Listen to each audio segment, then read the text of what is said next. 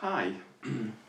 So, I'm looking completely aghast in disbelief at how extreme the reaction has been from the American right to online influencer Dylan Mulvaney endorsing Bud Light beer and Nike clothing.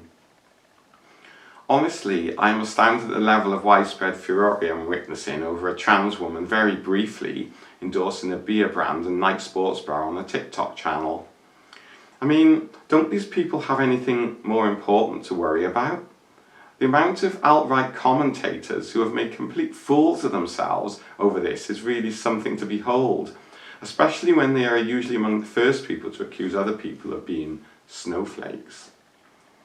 Perhaps the creepiest alt-right take I've seen on this is from American country and western rapper, or whatever he is, Kid Rock.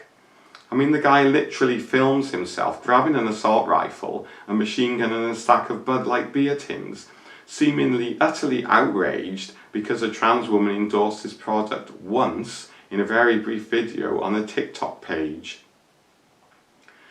Now, transphobes talk about protecting children from the imaginary all-powerful trans lobby that they've concocted in their heads. However, Kid Rock, whom admittedly I'd never even heard of before seeing his extremely cringeworthy video, is actually the one giving off creepy vibes here. For starters, introducing a video with grandpa's about to get a little frisky doesn't exactly help much, does it? Now, who are parents likely to consider more of a risk to their children? An Audrey Hepburn lookalike on TikTok, or an extremely emotionally upset cishet male muttering to himself resentfully while wielding a fully loaded assault rifle? The fact that he then proceeds to machine gun a stack of unopened Bud Light cans and evidently seems to feel this proves some kind of point is at once pathetic but also deeply troubling.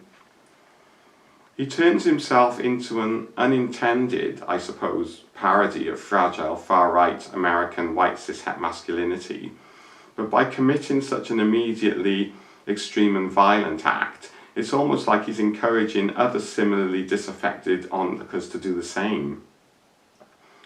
And with that, the worry remains that someone with even less of a grasp on reason may go out and copy Kid Rock, but instead seek out actual trans people, or a pride parade for instance, and discharge a loaded firearm into them instead.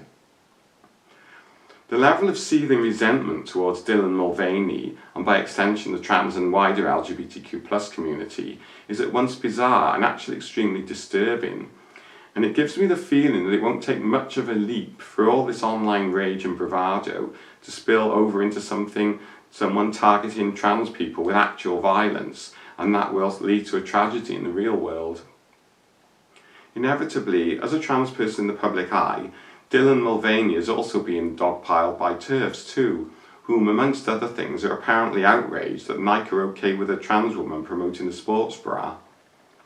Moreover, Dylan Mulvaney is being attacked by both TERFs and the alt-right for quote-unquote dressing as a little girl, whatever that means. Much of it seems to relate to a TikTok video that she did, which was a cosplay of fictional child character Eloise, who lives at the New York Plaza Hotel, which is also a popular Christmas time movie. So there you go.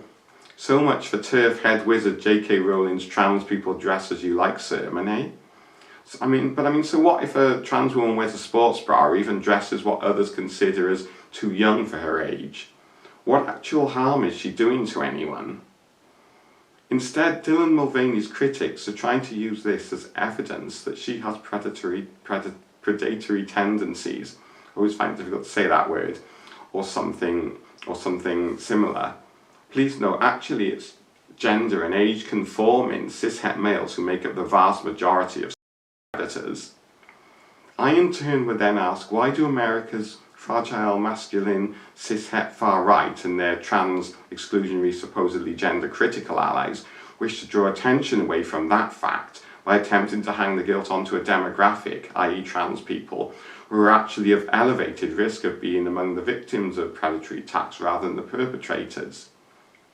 I've only recently come across Dylan Mulvaney, and it's as a result of the widespread attacks on her because of her endorsement of the Bud Light and the Nike brands. The more I examine her online presence, the more I'm aghast at how such a totally inoffensive trans person is being dogpiled on by the transphobic far right and gender critical establishment as if she's a devil incarnate. I guess this just goes to show how fragile alt-right American masculinity is, that it can evidently be so threatened by a trans woman endorsing a beer brand during a TikTok post that was less than a minute long. Similarly, the outraged reaction from so-called gender-critical circles over a few moments of film of a trans woman exercising in a night sports bra also shows how obsessed TERFs are with this. They are apt to call trans people mentally ill and in need of psychiatric therapy, but have they actually stepped back for a moment and looked at themselves? That level of frenzied anger and obsession surely can't be healthy, either mentally or physically. I mean, I wonder if they check their blood pressure levels regularly. Oh, and another pet peeve. The name of the brewing company that produces Bud Light is pronounced Anheuser-Busch, not Anheuser-Busch or Anheuser-Busch.